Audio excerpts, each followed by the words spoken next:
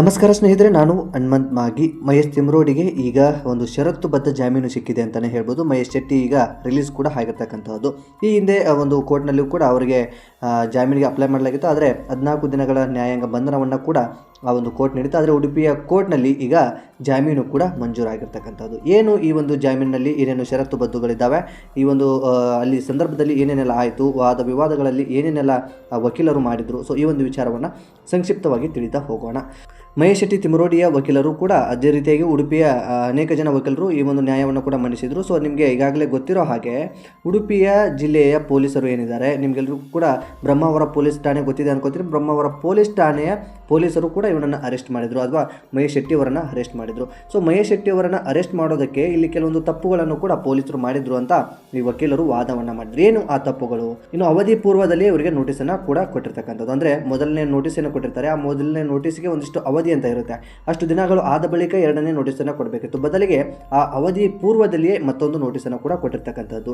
So ಆ ಒಂದು ತರಾತುರಿಯಲ್ಲಿ ಅವರನ್ನು ಅರೆಸ್ಟ್ ಕೂಡ ಮಾಡಿರ್ತಕ್ಕಂಥದ್ದು. ಅರೆಸ್ಟ್ ಮಾಡಿರುವಂತಹ ಅವಧಿ ಸರಿ ಇಲ್ಲ ಎಂಬುವ ಒಂದು ಆಧಾರವನ್ನು ಇಟ್ಟುಕೊಂಡು, ಅದೇ ರೀತಿಯಾಗಿ ಇವರು ಯಾವುದೇ ರೀತಿಯಾದಂಥ ಇವರ ಹೇಳಿಕೆಯಿಂದ ಸಮಾಜದಲ್ಲಿ ಕೋಮುಗಲಭೆ ಆಗಲಿ ಅಥವಾ ಯಾವುದೇ ರೀತಿಯಾದಂಥ ದಾಂಧಲೆಗಳಾಗಲಿ ಏನು ಕೂಡ ಆಗಿಲ್ಲ. ಸೊ ಈ ಒಂದು ವಿಚಾರಗಳನ್ನೆಲ್ಲವನ್ನು ಕೂಡ ಇಟ್ಟುಕೊಂಡು, ಈ ಎಲ್ಲ ಒಂದು ಪಾಯಿಂಟ್ಗಳನ್ನ ಇಟ್ಟುಕೊಂಡು ಮಹೇಶ್ ತಿಮ್ರೋಡಿಯ ಪರ ವಕೀಲರು ವಾದವನ್ನು ಮಾಡಿರ್ತಕ್ಕಂಥದ್ದು. ಎಲ್ಲ ವಾದ ವಿವಾದವನ್ನು ಆಲಿಸಿರ್ತಕ್ಕಂತಹ ಕೋರ್ಟ್ ಏನಿದೆ, ಇವರಿಗೆ ಷರತ್ತುಬದ್ಧ ಜಾಮೀನನ್ನು ನೀಡತಕ್ಕಂಥದ್ದು. ಷರತ್ತುಗಳಲ್ಲಿ ಏನೇನಿದೆ ಎಂದು ನೋಡೋದಾದರೆ, ಇಬ್ಬರು ಜಾಮೀನುದಾರರು ಆಗಬೇಕು, ಅಂದರೆ ಇಬ್ಬರು ಜಾಮೀನನ್ನು ಕೊಡಬೇಕು, ಜೊತೆಗೆ 20,000 ಬಾಂಡ್ನಲ್ಲಿ ಈ ಒಂದು ಬರೆದು ಕೊಡಬೇಕು. ಮತ್ತು ಅದೇ ರೀತಿಯಾಗಿ ಹೊರಗಡೆ ಹೋದ ನಂತರ ಯಾವುದೇ ರೀತಿಯಾದಂಥ ಕೋಮು ಗಲಭೆ ಆಗಲಿ ಅಥವಾ ಯಾವುದೇ ರೀತಿಯಾದಂಥ ಗಲಾಟೆಗಳಾಗಲಿ ಇವು ಯಾವುದು ಕೂಡ ಆಗದೇ ಇರುವ ಹಾಗೆ ನೋಡ್ಕೊಳ್ಬೇಕು.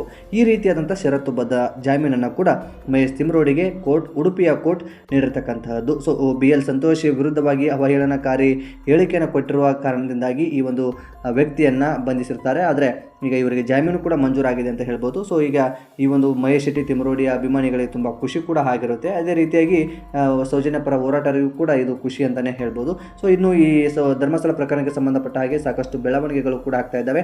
ಅದರಲ್ಲೂ ಈ ನೆಗೆಟಿವ್ ಬೆಳವಣಿಗೆಗಳು ಜಾಸ್ತಿ ಆಗ್ತಾ ಇದ್ದಾವೆ. ಸೊ ಮುಂದಿನ ದಿನಗಳಲ್ಲಿ ಏನೇನೆಲ್ಲ ಆಗ್ಬೋದು, ಏನು ಆಗಿದೆ, ಸೊ ಎಲ್ಲ ವಿಚಾರವನ್ನು ನೋಡ್ತಾ ಹೋಗೋಣ. ಸೊ ಈ ಒಂದು ಬೆಳವಣಿಗೆಯ ಬಗ್ಗೆ ನಿಮಗೆ ವಿಶೇಷವಾಗಿ ಏನು ಅನಿಸುತ್ತೆ ಕಮೆಂಟ್ ಬಾಕ್ಸಲ್ಲಿ ಮೆನ್ಷನ್ ಮಾಡಿ.